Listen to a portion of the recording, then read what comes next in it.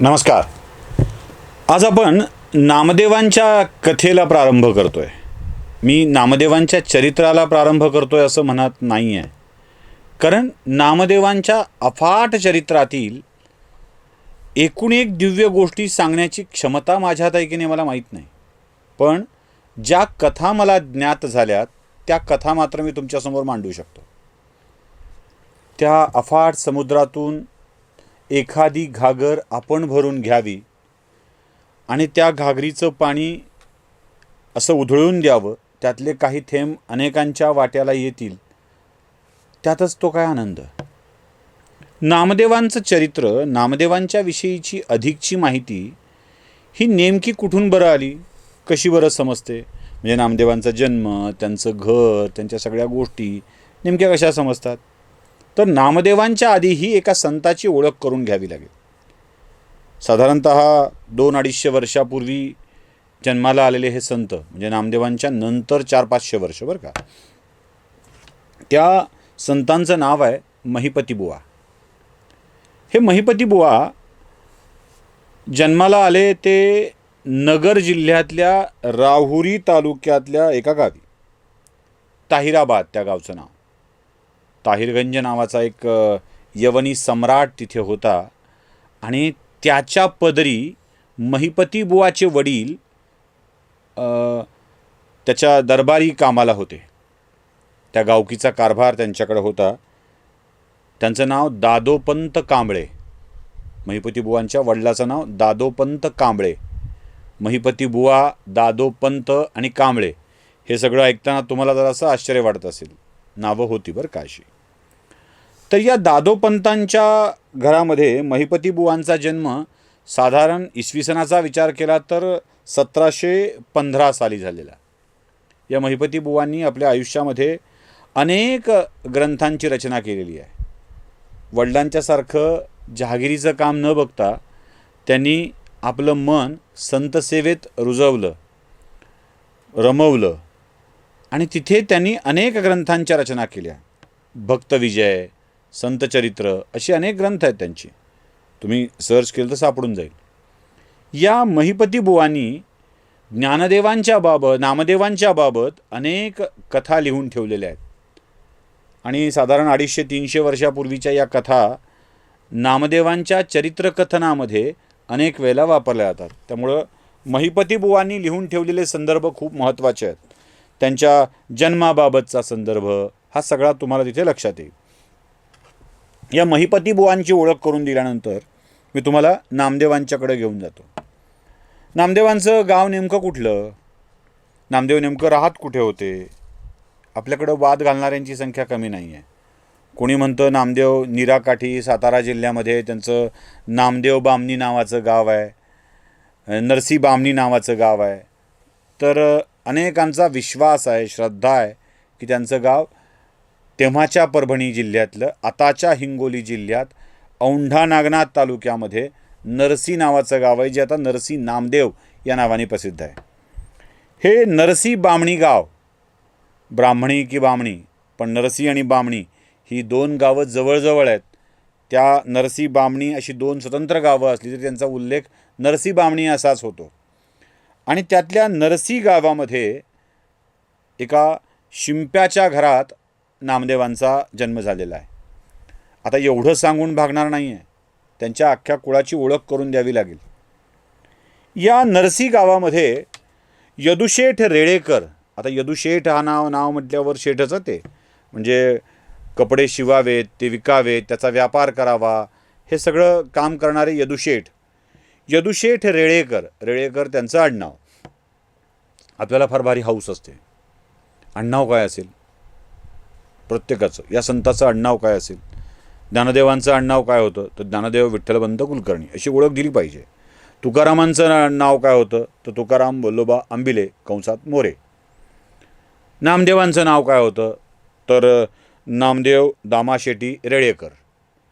आम्हाला फार सवय आहे उगाच त्याचं नाव, आडनाव, वडिलांचं नाव, कुळं, गोत्र हे सगळं विचारण्याची फार सवय आहे.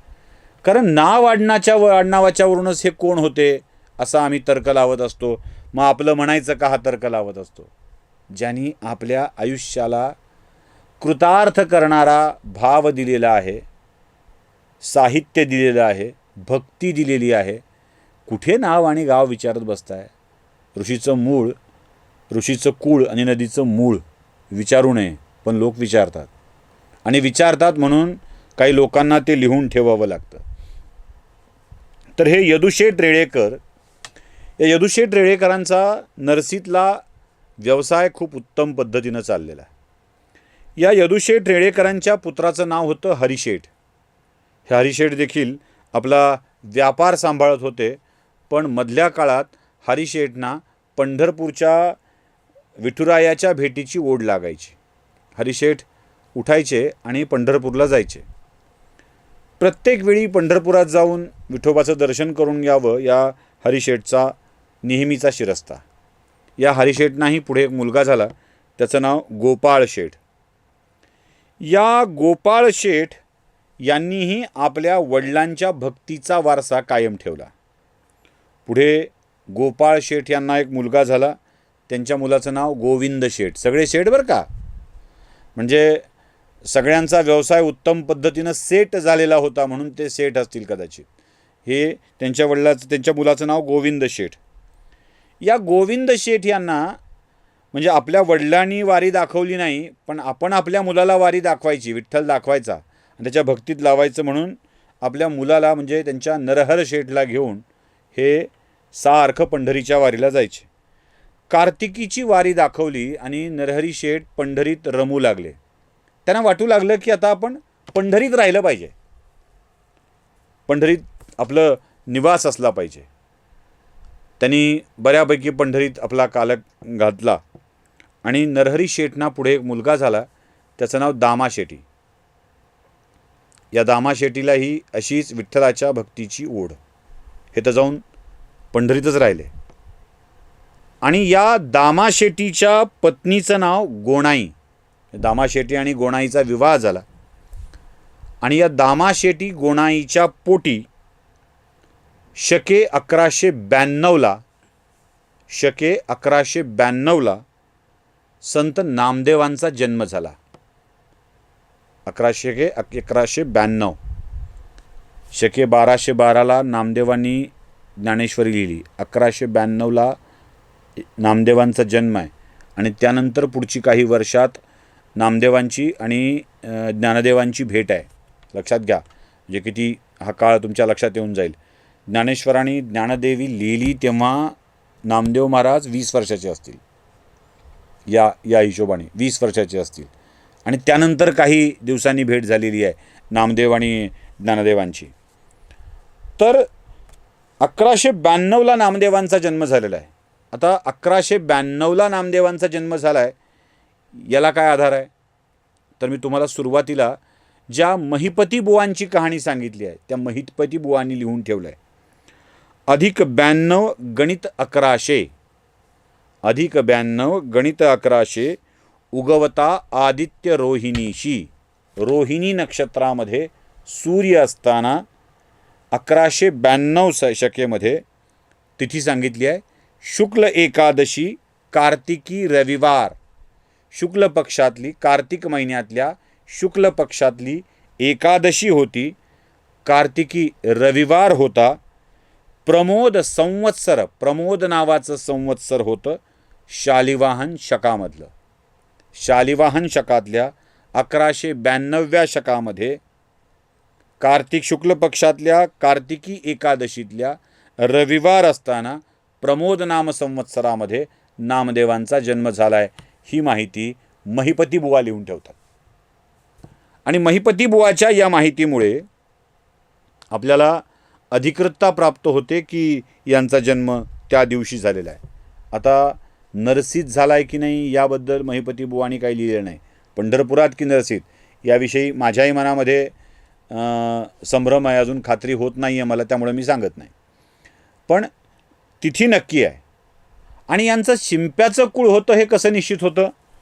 तर शिंपियाच्या कुळी जन्म माझा झाला परी हेतू गुंतला सदाशिवी. हे स्वतः नामदेव महाराज लिहितात. नामदेव महाराजांचा जन्म शिंप्याच्या कुळामध्ये झाला हे स्वतः नामदेव महाराजांनी लिहून ठेवलेलं आहे.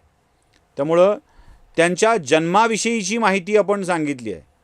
मला काय योगायोग माहीत नाही. मुक्ताईची कथा संपल्यावर आधी नेहमीप्रमाणे 2 भाग कथा ऐकण्यासाठीच्या तयारीचे करायचे म्हणून ते मी केले. आणि ते करताना नामदेवांची कथा सांगतोय. हा सांगायचा मुहूर्त वेळ साधली गेली ती नामदेवांच्या समाधी दिवशीची. म्हणजे कालच नामदेवांचा समाधी दिवस होऊन गेला आणि त्या दिवशी मी ही कथा सांगण्याचा संकल्प केला. हे फार विशेष आहे. नामदेवांचा जन्म झाला आहे, पण नामदेवांच्या सोबत आणखी एका जन्माची कहाणी ऐकल्याशिवाय आपल्याला नामदेवांच्या जन्माची कहाणी पूर्ण करता येणार नाही. आणि आणखी एका जन्माची गोष्ट सांगितल्याशिवाय तुम्हाला नामदेवांचं चरित्रही नीट कळणार नाही. त्यामुळे पुढच्या भागात नामदेव नेमके कोण, खरं तर नामदेव हे अवतार होते, ते अवतार कसे होते, ते नेमके कोण होते आणि नामदेवांच्या सोबत अजून कोणाचा जन्म झाला आहे हे पुढच्या भागात सांगतो. नमस्कार.